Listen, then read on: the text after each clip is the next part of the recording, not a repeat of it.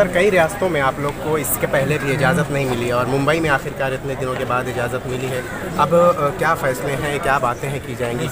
जमीयत उलमा का प्रोग्राम ये देवबंद में होने वाला था, लेकिन वहाँ चुनाव होने वाला था, इसकी वजह से इजाज़त नहीं मिली। फिर दिल्ली में चाहा कि दिल्ली में हो जाए, दिल्ली में भी इजाज़त नहीं मिली। उसके बाद फिर अब ये बम्बई में रखा गया है यहाँ। और जमीयत उलमा एक पुरानी जमात है और उस अपने उसूल व ज़वाबित के एतबार से तमाम मुल्की और मजहबी और मिली मसाइल का हल निकालने की कोशिश करती है। उसी सिलसिले में ये इजलास आम हो रहा है। और ख़ास तौर पर जो इस वक्त मौजूदा हालात हैं मुल्क के, यानी मुल्क में सेकुलर तहजीब, सेकुलरिज़म वाला कानून और दस्तूर की जो धज्जियाँ उड़ाई जा रही हैं, उसके ख़िलाफ़ हम खड़े हैं। सर मौजूदा दौर में CAA और NRC को लेकर महाराष्ट्र सरकार, वो सारी बातें आपको अभी जो प्रोग्राम हो रहा है उसमें हमारी तजावीज़ की रोशनी में मालूम होगी कौन मुल्की ऐसा है, कौन शहरी ऐसा है जो अपने आप को फिर से कैद खाने में जाने पसंद करे। लिहाजा इसको कोई शहरी पसंद नहीं करता है और न पसंद करेगा। लिहाजा इस सिलसिले में जो हमारी जमात का मौक़िफ़ है वो अभी थोड़ी देर में आपको मालूम हो जाएगा। सर क्या कहना चाहेंगे? अभी कई रियासतों में जो है जमात को इस बात की इजाज़त नहीं थी कि वो अपने इन फैसलों को लेकर, मीटिंग को लेकर बात करें।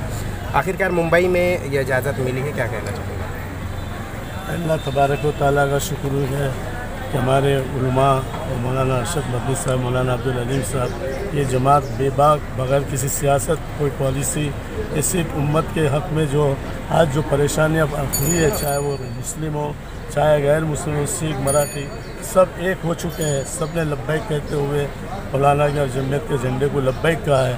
और हम इंशाअल्लाह जितने भी मुसलमान हैं बम्बई शहर के, हम इनका एहतराम करते कि अल्लाह इन बुज़ुर्गों की उम्र में बरकत दे। खास तौर से मौलाना अब्दुल अलीम साहब और इनकी पूरी जमात जो खुलूस से यहाँ आई है, मैं इन सब का खैर मकदम करता हूँ।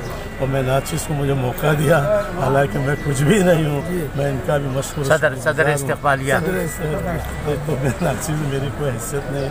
लिहाजा अल्लाह ताला आपकी गुजारिश करे कि उम्मत का दर्द रखने वाले बहुत ही कम लोग रह गए हैं। इसमें अल्लाह ताला इन बुजुर्गों की उम्र दराज करे और उम्मत का जो दर्द लिए फिर रहे, जो हमारे सरकार पाक सल्लल्लाहु अलैहि वसल्लम की फ़िक्र थी, हमारे सहाबा किराम की जो फ़िक्र थी, उन्हीं फ़िक्रों को लेके हज़रत आगे बढ़े हैं। सर कई रियासतों में जिस तरह से देखिए, कई रियासतों में इजाज़त नहीं मिल रही थी, कहीं ऐसा नहीं लगता कि इस मीटिंग को लेकर, इन फैसलों को लेकर हुकूमत नहीं चाहती थी कि ये एक साथ हो? क्योंकि अगर जमीयत प्रोग्राम शुरू हो रहा है, अब हम लोगों को वहाँ जाना, ठीक है।